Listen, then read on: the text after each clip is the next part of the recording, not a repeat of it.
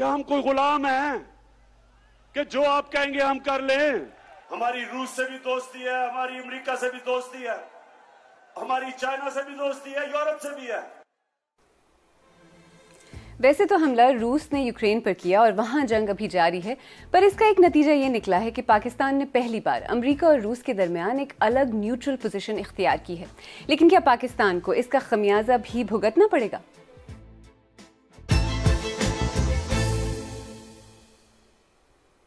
मेरा नाम आलिया नाज़की है और आप सरबीन देख रहे हैं, वो प्रोग्राम जिसमें हम उन कहानियों को समझने की कोशिश करते हैं जो आपके लिए अहम है।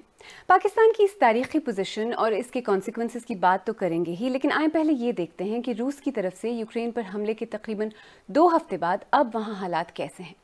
रूस के यूक्रेन पर हमले के 14वें रोज़ यूक्रेन का मुहासरा करने वाली 95% रूसी फौज अब मुल्क के अंदर मौजूद है और कई शहरों में लड़ाई जारी है।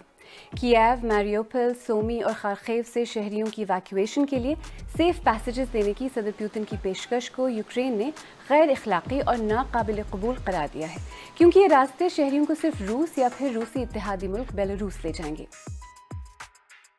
इस जंग की वजह से अब तक हलाक होने वालों की तादाद 1200 से ज्यादा है। दोनों मुल्कों के दरमियान मुज़ाकरात जारी हैं, लेकिन अब तक कोई खास पेशरफ नहीं हो सकी और अब तक 20 लाख से ज्यादा शहरी रेफ्यूजी बनने पर मजबूर हुए हैं।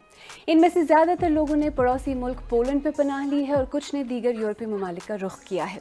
यूक्रेनियन सदर और यूरोपीय हुक्काम की तरफ से रूस के तेल पर पाबंदी लगाने का मुतालबा किया जा रहा है और बैनुल-अक़वामी ऑयल कंपनी शेल ने रूसी तेल के बॉयकॉट का ऐलान किया है।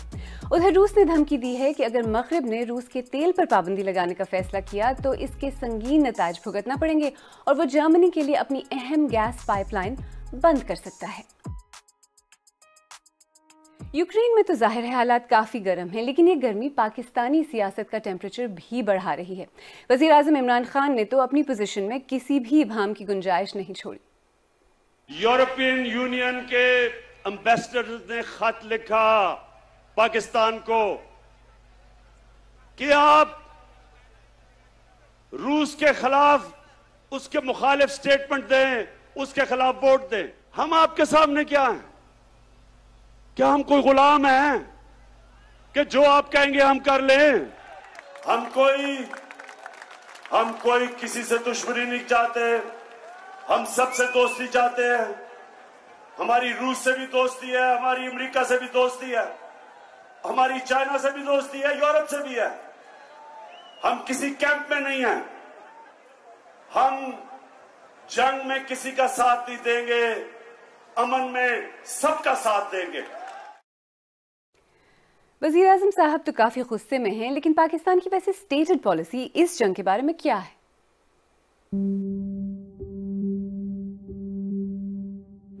यूक्रेन और रशिया के मामले पर पाकिस्तान फिलहाल एक न्यूट्रल पोजीशन इख्तियार किए हुए है और पाकिस्तान का ये मौक़िफ़ है कि दोनों ममालिक को जंग बंदी करनी चाहिए और मुज़ाकरात के ज़रिए मसाइल हल करने चाहिए। इससे पहले जब ये हमला हुआ था तो अक़वाम मुत्तहिदा में रूसी हमले को जारहियत करार देने से मुतालिक जो करारदाद पेश की गई थी, पाकिस्तान ने उसमें किसी भी एक मुल्क के हक में वोट देने से इनकार कर दिया था। और हालांकि पाकिस्तान अमेरिका का एक बड़ा नॉन नेटो अलाय है, लेकिन पाकिस्तान वो वाहिद मुल्क नहीं है जिसने ये किया। 34 दीगर ममालिक ने भी यही फैसला किया था और इनमें एशिया के ममालिक भी शामिल हैं, जिनमें इंडिया है, चीन है, श्रीलंका और बांग्लादेश जैसे मुल्क शामिल हैं। और अब तो अमेरिका के बड़े अलाय मुत्तहिदा अरब अमारात ने भी इस पर किसी एक मुल्क की साइड नहीं ली है। और ये तासुर पाकिस्तान ने गुज़श्ता कुछ सालों में कई बार दिया है, चाहे वो यमन की जंग में फ़ौज भेजने का मामला हो, अफ़गानिस्तान का इशू हो या अब रूस और यूक्रेन का। पाकिस्तान ये मौक़िफ़ इख्तियार करता रहा है कि वो किसी और की जंग का हिस्सा नहीं बनेगा और वो किसी और मुल्क में मुदाखलत भी नहीं करेगा। लेकिन रूस और यूक्रेन का तनाज़ा तारीख में शायद पहला मौका है जब पाकिस्तान अमेरिका और रूस के बीच न्यूट्रल रहने की कोशिश कर रहा है। एक छोटा सा रिकैप करें। अमेरिका उन पहले ममालिक में से था जिसने पाकिस्तान बनने के बाद इसके साथ सिफारती ताल्लुकात कायम किए। Full military honors are accorded Pakistan's Prime Minister, leader of a new, free and democratic nation of 80 million people. Pakistan इलाकाई अलायंसेस का एक अहम मेंबर रहा और सर्द जंग में सोवियत यूनियन के खिलाफ और अमेरिका का साथ दिया। 70 की दहाई में सदर जिमी कार्टर ने न्यूक्लियर हथियारों पर बैन का ऐलान किया और पाकिस्तान पर एम्बार्गो लगाया तो पाकिस्तान और अमेरिका के ताल्लुकात कुछ खराब होने लगे। लेकिन जनरल ज़ियाउल हक की हुकूमत के दौरान दोनों मुल्कों के ताल्लुकात एक बार फिर बहुत मजबूत हो गए। पाकिस्तान को अमेरिका से इमदाद मिलती रही और पाकिस्तान सोवियत यूनियन के खिलाफ अमेरिका की क़यादत में जिहादी क़ुव्वतों की भरपूर मदद करता रहा। सोवियत यूनियन के टूट जाने के बाद 90 की दिहाई में पाकिस्तान और अमेरिका के ताल्लुकात एक बार फिर नाहमवार हो गए, जब अमेरिका ने पाकिस्तान पर न्यूक्लियर हथियार बनाने से रोकने के लिए सैंक्शंस लगा दी। फिर 9/11 के बाद जनरल मुशर्रफ के ज़माने में जब अमेरिका ने विद अस और अगेंस्ट अस की पॉलिसी अपनाई, तो पाकिस्तान एक बार फिर वॉर ऑन टेरर में अमेरिका का साथी बन गया। लेकिन 2011 में उसामा बिन लादेन की एबटाबाद में हलाकत और फिर 24 पाकिस्तानी फौजियों की अमेरिकी एयर स्ट्राइक में हलाकत के बाद दोनों ममालिक के ताल्लुकात फिर से ख़राब होना शुरू हुए। खैर, इस बार जो पोजीशन पाकिस्तान ने बज़ाहिर ली है, इस पर लोग क्या कहते हैं?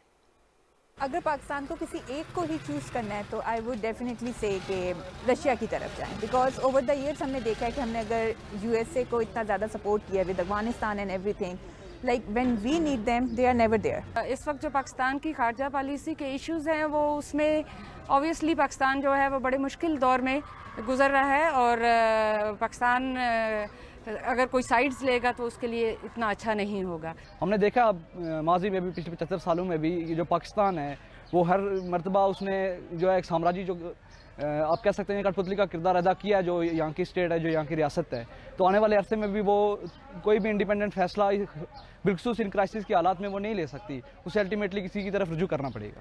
मुझे लगता है कि हमेशा यही होता है कि पाकिस्तान जब भी कोई ऐसा इंटरनेशनल क्राइसिस आता है तो उसमें बगैर सोचे समझे जो है ना वो पढ़ना शुरू कर देता है। तो मेरे ख्याल में उसको न्यूट्रल रहना चाहिए। और कहीं कोई गर्मा गर्मी हो और ट्विटर खामोश रहे। एनालिस्ट मुशर्रफ जैदी ने लिखा कि पीएम खान जानबूझकर अमेरिका, ईयू और नेटो को अल्फाज की एक पब्लिक जंग पर उकसाना चाहते हैं। अगर आइसोलेशन में देखा जाए तो ये अवामी मकबूलियत हासिल करने का जीनियस तरीका है। मसला यह है कि इसके नुकसानात भी हैं। सहाफ़ी तलत हुसैन ने लिखा कि आज़ाद फॉरेन पॉलिसी के बारे में ये सस्ता अवामी रेटरिक दरअसल पुतिन की जाहरियत की हिमायत है। इसका पाकिस्तान को बहुत नुकसान होगा। साथ ही ये कहना कि अदम एतमाद की तहरीक अमरीकी एजेंडा है एक फ्रॉड है और इसके पीछे वो हैं जो खुद सारी उम्र अमरीका और मगरिब की खुशामद करते रहे हैं। पीटीआई से वाबस्ता साहिबजादा जहांगीर ने लिखा कि इस तरह बात सिर्फ एक बहादुर और हिम्मत वाला लीडर ही कर सकता है, जी हुजूरी करने वाले लीडर नहीं। तो लेकिन पाकिस्तान अमेरिका और मगरबी ममालिक पर कितना डिपेंड करता है? अगर डिफेंस सेक्टर की बात करें तो पाकिस्तान मगरबी दुनिया पर काफ़ी डिपेंड करता है। वैसे तो पाकिस्तान के डिफेंस इक्विपमेंट का 60% हिस्सा चीन से है, लेकिन इस सेक्टर में अहम समझे जाने वाले बहुत सारे सामान अमरीकी और मगरबी दुनिया की डिफेंस इंडस्ट्री का ही है और ये इक्विपमेंट पाकिस्तान के आर्सनल का 40% हिस्सा है। और क्रूशली ये टेक्नोलॉजी ट्रांसफर नहीं है, यानी ये इक्विपमेंट सिर्फ पाकिस्तान को बेचा गया है, यानी इसकी मेंटेनेंस और पार्ट्स वगैरह के लिए इन्हिसार बरकरार रहेगा। और फिर पाकिस्तानी इकोनॉमी का दारोमदार बड़ी हद तक मगरबी ममालिक पर है। 2019 में पाकिस्तानी एक्सपोर्ट्स की कुल तादाद $26.6 बिलियन थी, जिसमें से 14.4% मार्केट शेयर के साथ अमेरिका सबसे बड़ी मार्केट थी। चीन तकरीबन 8% शेयर के साथ दूसरे और बरतानिया और जर्मनी तीसरे और चौथे नंबर पर थे। रूस जाने वाले एक्सपोर्ट मार्केट का सिर्फ 1% हिस्सा थे। इसके अलावा पाकिस्तान कर्जा $85 बिलियन से ज्यादा है और IMF से बेल आउट्स की जरूरत पड़ती रहती है, जिसके लिए वेस्टर्न पावर्स की मदद की भी जरूरत पड़ती है। IMF का लेटेस्ट बेल आउट $6 बिलियन का है और मनी लॉन्ड्रिंग और दहशतगर्दी की फंडिंग पर नजर रखने वाले इदारे FATF में भी मगरबी ताकतों की मुखालफत पाकिस्तान के लिए मुश्किलात पैदा कर सकती है।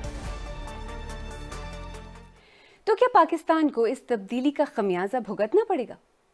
जहाँ तक इसका खमियाजा भुगतने की बात है, जब से हम स्ट्रैटेजिक कन्वर्जेंस में गए हैं चाइना के साथ और चाइना पाकिस्तान इकनॉमिक कॉरिडोर का इनेकाद हुआ है, तो उसके बाद से हमें उसकी कॉस्ट तो अदा करनी पड़ रही है। चाहे फेटिफ में हम ग्रे लिस्ट पे हैं, अमेरिका तवातुर के साथ public humiliation as a tool of foreign policy इस्तेमाल करता है पाकिस्तान के ख़िलाफ़, जिसकी वजह से एक ओपिनियन बन गई है पाकिस्तान में जो कद्र एंटाई US है। लेकिन जो सबसे अहम बात यह है कि पाकिस्तान में अभी एक कंप्लीट कंसेंसस है कि जो हमने कन्वर्जेंस की वॉर इन टेरर में या वॉर इन कॉन्फ्लिक्ट में यूनाइटेड स्टेट्स के साथ और वेस्टर्न ब्लॉक के साथ, उसका हमें फ़ायदा कम और नुकसान बहुत ज़्यादा हुआ, इंटरनली भी और एक्सटर्नली भी। और इसलिए पाकिस्तान ने बहुत पहले इस कॉन्फ्लिक्ट से इस बात को वाज़े किया था कि अब हम किसी कॉन्फ्लिक्ट का हिस्सा नहीं बनेंगे।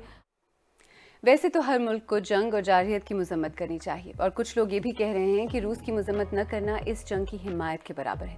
लेकिन ये भी एक वैलिड सवाल है कि वो छोटे मुल्क जिनका किसी एक जंग से, उसकी वजूहात से कोई भी ताल्लुक नहीं, उन्हें कोई एक साइड चूज करने पर मजबूर क्यों किया जाए। 20वीं सदी की नॉन अलाइड मूवमेंट के पीछे भी यही सोच थी। अब देखना यह है कि पाकिस्तान, जो अब तक हर बार मगरिब और अमेरिका के कैंप में शामिल रहा है, उसके लिए ये पॉलिसी कैसी रहेगी।